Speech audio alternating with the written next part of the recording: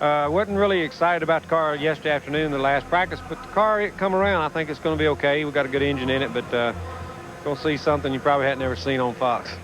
Friday, February 18th, 2001. On the last lap of the Daytona 500, this was the day that the Intimidator, Dale Earnhardt Sr., made his passing known. The suddenness of his death shocked NASCAR and the American public. His demise was too abrupt for someone who had demonstrated such resiliency. People continued to ignore his private garage even after it had been there for a while. There was a vault full of untold stories there, hidden and unknown. When they finally got around to opening it, they were shocked to see what had been in Dale Earnhardt's garage after he died. Then let's get into the meat of the matter. A lengthy and distinguished career in NASCAR, drove by Dale Earnhardt Sr., established him as a legendary figure in the sport. He won 76 races in the Winston Cup Series between his 1979 triumph at Bristol's Southeastern 500 and his 2000 victory at Talladega. It wasn't only the victories, though, it was his style of victory that set him apart. Fearless drafting, heavy banging, and an overwhelming sense of psychological superiority were all parts of his aggressive racing style. He tied Richard Petty for the record at the time with 7 Winston Cup victories, which he earned in 1980, 1986, 1987, 1990, 1991, 1993, and 94. A subsequent attempt by Jimmy Johnson equaled this record, but it was never surpassed. Although Earnhardt won the Twin 125s a record 12 times and the Busch Clash 6 times, he failed to win the Daytona 500 until 1998. His emotional triumph ended a 20-year drought and was hailed even by opposing pit crews. But his impact extended much beyond statistics. With an ethos that mirrored the hardships and principles of common Americans, Earnhardt sprinted for more than just trophies. He was the prototypical blue-collar hero. Dale Earnhardt was born in 1951 to Ralph, a well-respected but financially strapped short-track racer. He left school in the 9th grade and took on various jobs to help fund his early racing endeavors. Fans from the countryside and the working class found him particularly endearing because of his humble beginnings, his Southern heritage, and his no-nonsense attitude. A man who went his own way without looking for validation, he raced with determination and without remorse. His distinctive mustache and black shades concealed a scowl on many occasions, and the sight of his No. 3 black Chevrolet inspired equal parts dread and reverence. Earnhardt's portrayal of the Intimidator was both meticulously staged and utterly genuine. Both his opponents and spectators respected him for his fearless approach to the ring, where he did not hesitate to initiate contact. Some saw him as an anti-hero, while others saw him as a demigod. He was forthright, occasionally violent, but always genuine. His competence was admired even by those who disapproved of his ways. Even when he was off the track, his genuine demeanor was evident. In addition to keeping strong links to his birthplace, he was well known for making time for fans, going on fishing and hunting excursions with pals, and more. He did not use publicists or handlers to improve his image, unlike many other famous athletes of his day. What remained unsaid and unseen, even to his closest associates, is probably the most intriguing aspect of Earnhardt's legacy. His untimely demise on the last lap of the 2001 Daytona 500 shocked many in the NASCAR community and beyond, who were grieving the loss of a star athlete who had quietly amassed an empire away from the limelight. Dale Earnhardt Jr. is just one of several talented drivers whose careers have been catapulted by his Mooresville, North Carolina-based racing business, Dale Earnhardt Incorporated, DEI. Even after he passed away, his legacy lived on via changes to player safety measures. After Earnhardt's death from a basal skull fracture, NASCAR finally started to implement additional safety measures. Following the disaster, NASCAR made several changes to its emergency response processes. including making the hands device mandatory, implementing safer barriers on tracks, redesigning vehicle chassis to be more impact-resistant, and more. Thus, his untimely demise sparked improvements that have safeguarded innumerable motorists ever since. The enduring appeal of his image, together with tributes and documentaries, has ensured his existence over the years. After more than a decade off of the Cup Series, Richard Childress Racing brought the number 3 car back in 2014 with Austin Dillon at the wheel. Childress was Childress's grandson. Dale Earnhardt Jr. continued the family name into the new millennium and became a fan favorite while never attempting to imitate his famous dad. Dale Earnhardt Sr. is still well known and respected in the United States, and not only in the racing community. Garage walls in rural southern towns still bear murals of his visage. A lot of people share his statements on social media. We still see the black number 3 on caps, t-shirts, and window decals. The tragic and triumphant tale of his life has made him a legend in his own right, surpassing that of any other athlete. However, this is not all of his story. The world lost a racing star in 2001 with the death of Dale Earnhardt Sr., but his loved ones were left with something subtly powerful: a North Carolina private garage that few had ever seen in its entirety. In his private life, Earnhardt kept a low profile, despite his longtime reputation as the Intimidator, due to his intimidating personality and violent driving style. Members of the family and close associates who had visited the garage after his death did so with a blend of respect and quiet intrigue. They stumbled across a private museum of memories, not only a repository for automobile artifacts. The unassuming garage was close to his Mooresville, North Carolina home. It was well organized and served its purpose. This wasn't an exhibition. There were no velvet ropes or neon lights to detract from the artifacts. It felt personal, encircled by jackets, worn newspaper clippings, handwritten comments, and framed photographs, many of which had never been published, sat meticulously kept race vehicles, helmets, and trophies, wheel to wheel. It seemed as if every object had a story to tell, not simply a moment.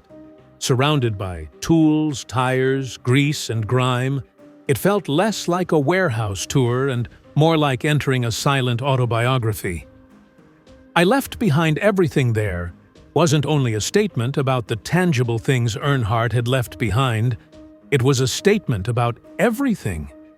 The things he kept were a coded emotional gesture, a final communication. The centerpiece of this potent setting was a 1957 Chevrolet Bel Air, the prized possession of his private collection.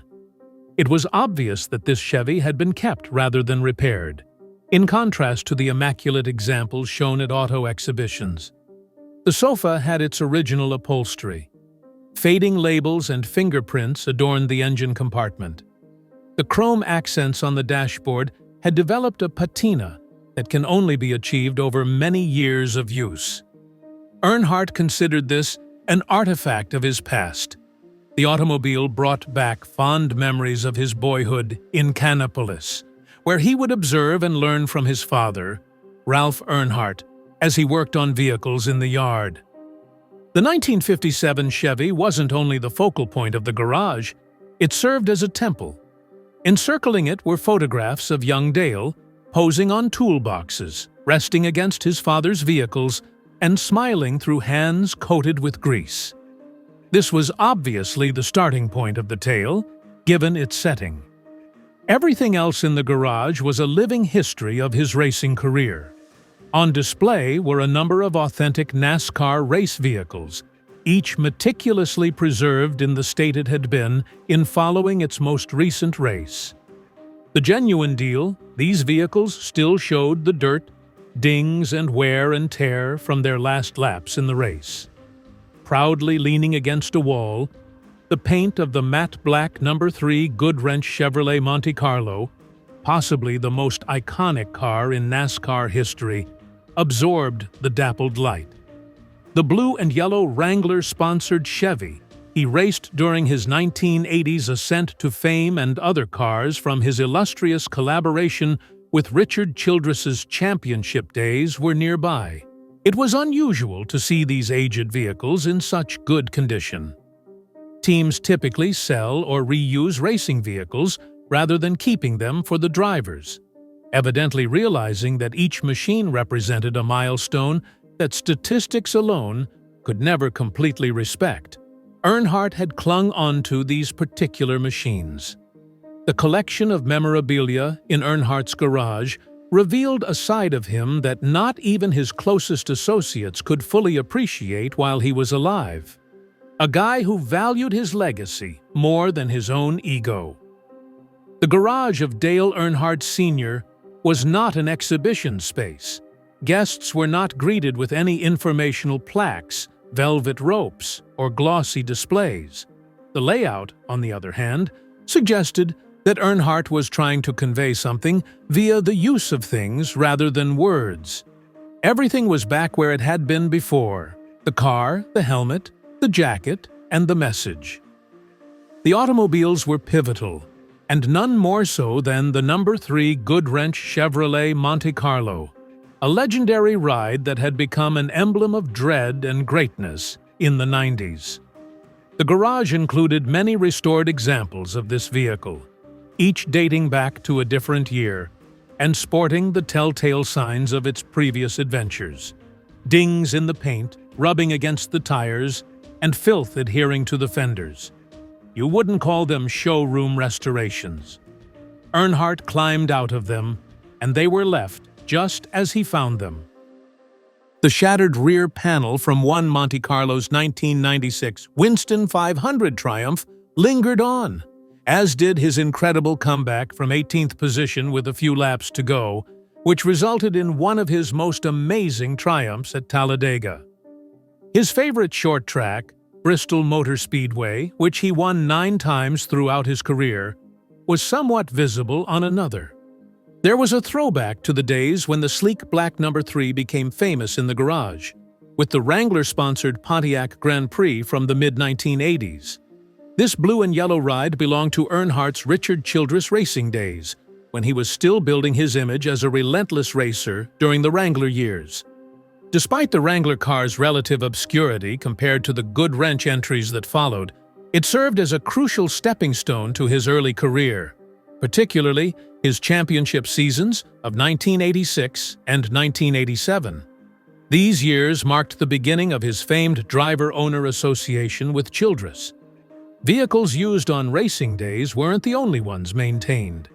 Includes Earnhardt's rust-colored bare-bones Oldsmobile, his first Busch Series vehicle. Although it lacked fame and speed, it stood for perseverance and selflessness. He confided in a friend that he had to pray over before every race in this particular vehicle, as he knew that any accident may spell the end of his career due to concerns about safety and the financial devastation it could create. In the late 1970s, when he was known just as Ralph's Boy trying to make it, he began competing at Concord Speedway and Metrolina Fairgrounds with vehicles similar to these. The helmets were stashed in a corner of the garage, roughly organized by year.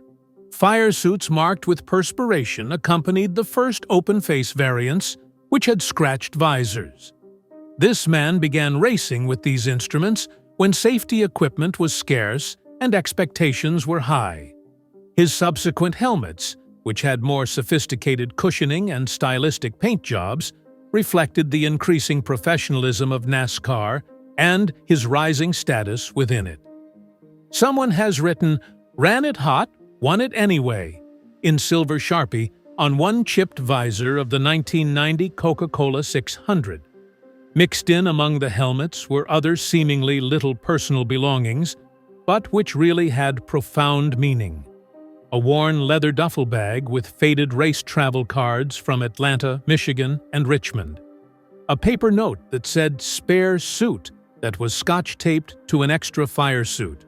All of the products had the same air of arid realism, so use them only in an emergency. This man was totally devoted to his work. He wasn't just getting ready for guests.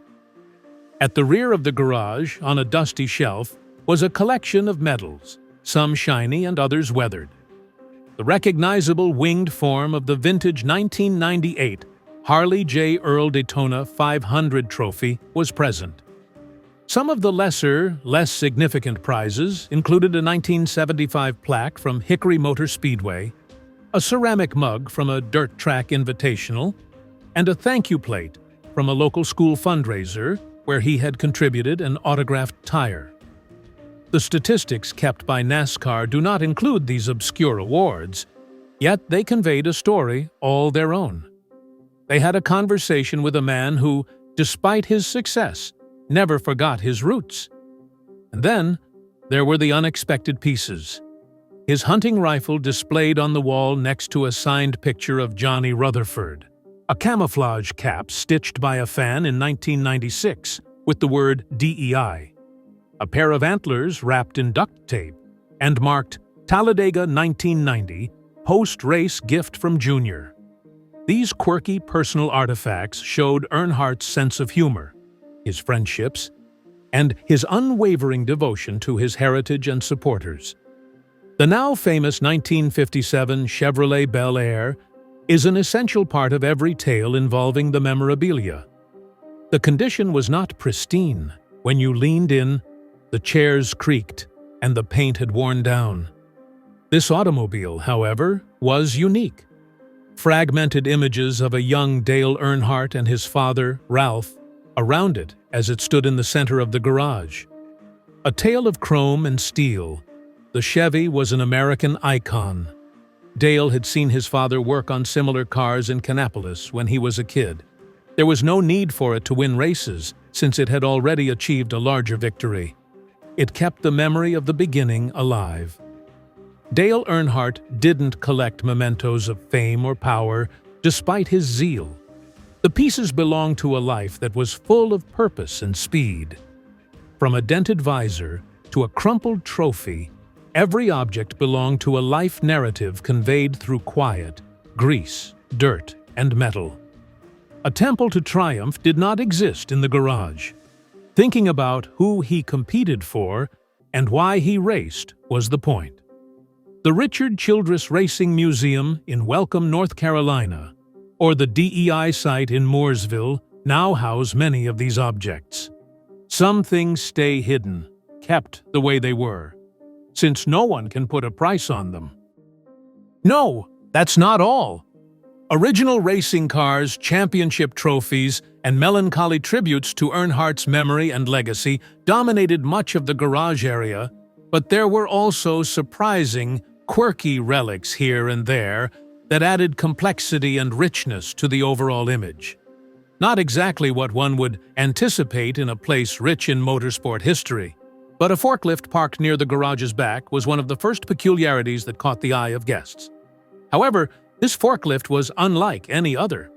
It had Winston Cup decals all over it, a little number 3 sticker on the side, and duct tape residue across the handles. Employees who had worked for Earnhardt in the past said that he liked to help out with the shop's heavy lifting using this forklift. Even when he wasn't racing, he insisted on taking the wheel and would make jokes about it being his real number 3 ride. The forklift has become a symbol of Earnhardt's playful working-man humor, covered in fading sponsor insignia, but obviously still serving its purpose. Close by stood a big, weathered Wrangler billboard, a relic from the early 1980s when Earnhardt's number 3 vehicle was adorned in the denim brand's signature yellow and blue colors. Before Earnhardt saved it, the sign, which had been utilized in advertising campaigns all across the South, had obviously spent years in the elements. Rust twisted over the frame, paint cracked, and corners were ragged. Still, it had been kept, purposefully leaning against the distant wall, not for show, but as an emotional artifact. During the early stages of his NASCAR career, when Wrangler was a key sponsor and the sport lacked the refined commercialism that would come to characterize it, this billboard symbolized the first significant chapter of his career. Afterwards, There were the unexplained components that were difficult to classify. In one corner was a working soda machine from the 1990s. It had never been used before, but was filled with antique cans of Mountain Dew and Coca-Cola with the NASCAR emblem. These devices were commonplace in the South's garages and pit lanes at one point, and Earnhardt held onto his. Across the room, on little wooden pedestals, like an alternative kind of trophy, were a pair of worn-out, dusty cowboy boots. The boots looked like they had been used for a long time. Neither the plaques nor the objects themselves were marked. However, their elevated and peculiarly respectful positioning hinted to a more intimate significance. A worn leather chair, clearly worn from more than a few decades and a few fights, sat in the seating area next to the back door. The middle of the seat had worn down, and the armrests had become stained from years of use. It was placed next to a little wooden side table that had an ashtray with the number 3 emblem, an old racing magazine stack, and a TV remote control that was covered in electrical tape and in poor condition. Nobody even tried to clean this up. If Earnhardt wanted to watch a repeat of a race or a western, he could have stepped in at any second and slumped back into that chair. It was a lived-in nook, clearly inhabited by humans, flawed, imperfect, and completely uncurated. These items gave Earnhardt's garage some depth, even if they didn't have the significance of championships or memorable victories. In the midst of all the machinery and praise, they provided moments of humor, friendliness, and character. Above all else, they stressed that the intention of this location was never to host an exhibition. There were inside jokes, stories, and mementos of a life impacted by more than just engine noise and trophy cases. It was a sanctuary. The Winston Cup forklift and the old boots were two of Earnhardt's eccentric possessions that demonstrated his refusal to abandon his roots. Being no-nonsense, dryly humorous, and firmly rooted in his working-class background allowed him to maintain his groundedness. Sure, he reveled in his accomplishments, but he also paid tribute to the insignificant, the funny, and the emotional moments. What, therefore, become of this whole mess? What happened to Dale Earnhardt Sr.'s collection? Much of the racing world froze in shock and grief after Dale Earnhardt Sr.'s 2001 death in the Daytona 500. His loved ones and those closest to him made a deliberate decision in the months and years that followed, not to sterilize his memory, but to hold on to the places and things that revealed the complex character of the man in the helmet. Part of this endeavor revolved around the decision to make Earnhardt's original Mooresville, North Carolina garage and workshop complex available to the public. The Richard Childress Racing Museum in Welcome, the Dale Earnhardt Tribute Center in Kannapolis, and the DEI complex in Mooresville are a sum of the carefully selected locations that have acquired pieces from that private world throughout the years. When it was opened to the public in 1999, the facility's expansive showroom and retail area had a treasure trove of photographs, awards, racing suits, and other artifacts documenting the careers of Dale Earnhardt Sr., Jr., and other racers from DEI. A tribute to a life lived quickly and courageously, the 8,700-square-foot rotunda would house Earnhardt's Winston Cup trophies, Junior's laurels, and instruments of the trade. The Garage Mahal became a beloved moniker for the structure. But the part of DEI that deals with the public started to disappear over time. In the days leading up to the COVID-19 epidemic, the showroom was only open for a few hours each day. Shops selling primarily uncommercialized items were noted by visitors at the time as resembling a nostalgic time capsule. However, access was denied to all individuals following the start of the epidemic. Behind locked doors and dimmed lights, the once vibrant venue that once brought Earnhardt's fans near to his soul is now deserted. Members of the public are still not allowed access to the site, even though it is being used for technical and private projects.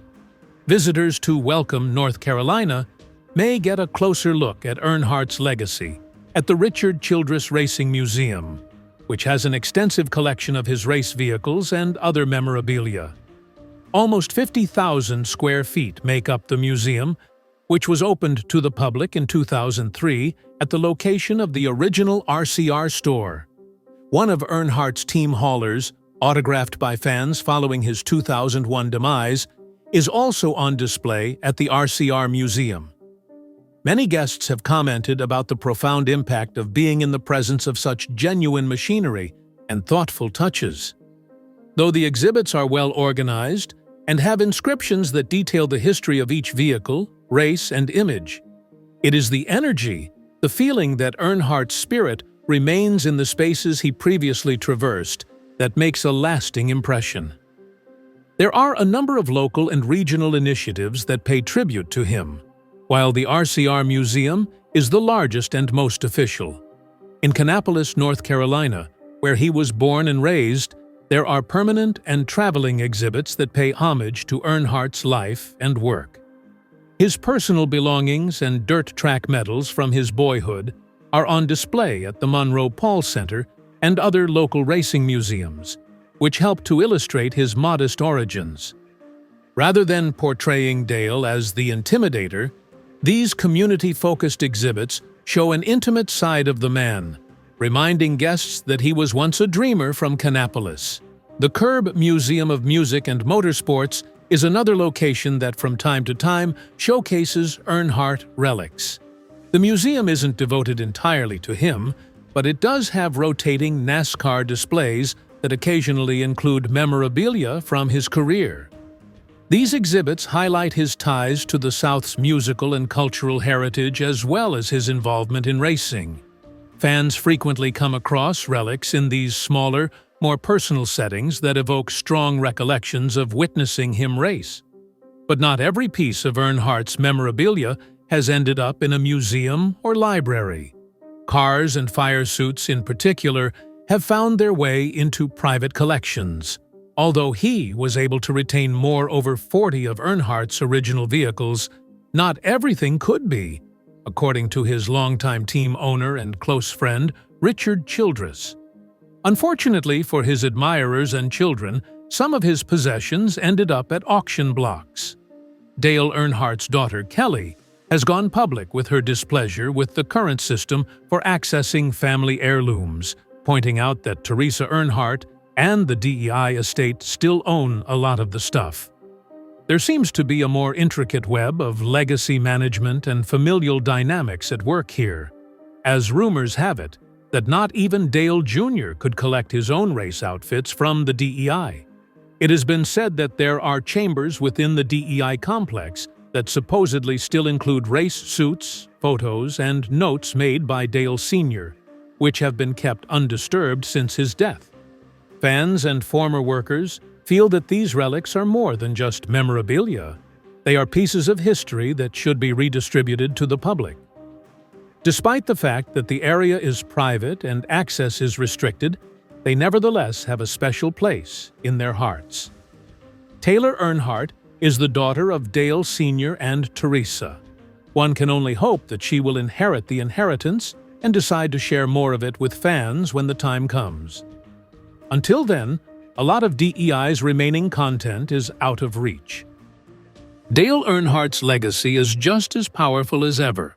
Despite all the setbacks and challenges, people from all across the nation continue to visit the RCR Museum, and many have said that their experiences there have been profound, even mystical. Some go to Kannapolis, while others follow in his footsteps, trying to piece together a tale that no museum can do justice. These settings have an effect that goes beyond mere nostalgia. They show how much Earnhardt valued leaving an emotional mark on his loved ones, teammates, and fans, as much as he valued winning championships and collecting trophies. Anything from the immaculate black number 3 at RCR to the meticulously kept shop spaces at DEI to a fading snapshot hidden away in a Kannapolis museum is an artifact with a function. It brings Dale Earnhardt's legacy and the values he represented to the forefront. The emotional depth of his life is enhanced by even the less talked-about parts of his legacy, such as the hauler that admirers signed in grief or the contested objects that were kept hidden from the public eye. Tension, memory, and the human will to cling to what's important are all mentioned, implying that legacy is about more than just preservation. The value of these objects will only increase with the passage of time. Some of Dale Earnhardt's memorabilia is in secure locations, while other pieces have fallen into disrepair due to private ownership or the passage of time. However, it is all burdened by the weight of a man who sacrificed his identity, his family, and his sport. Seeing Earnhardt's world maintained in this fashion evokes a level of personal loss and contemplation that very few sports museums are able to accomplish, especially for lifelong fans. More than that, it is a temple to greatness. An intense, humorous, and modest existence is shown in this brutally honest depiction. Many visitors find the experience moving and humbling, remarking on how the imperfections, like dents on a car, rust on a toolbox, or a letter written in permanent marker, say more than a documentary ever could. Not focusing on the victories alone is one of the most talked about aspects. The collection includes worn-out auto components from races that were not won, unframed fan letters that were never framed or embellished, and even a shattered rear-view mirror that Earnhardt insisted on retaining following a challenging 1997 race at Martinsville. He had written a little note to himself and put it up there. Still worth it. More valuable than racing statistics or championship rings is the legacy that has been built via the preservation of Earnhardt's garage and its satellite displays around North Carolina. Despite his notoriety and fierceness on the track, Dale Earnhardt's narrative is best recounted via tattered boots, twisted metal, and scrawled notes than by shiny plaques. So, that's it for now. I appreciate you tuning in. How was this video for you? To make sure you don't miss any of our future uploads, we would really appreciate it if you could like, comment, and subscribe if you did. This movie you're viewing right now is really mind-blowing, so you definitely shouldn't miss it.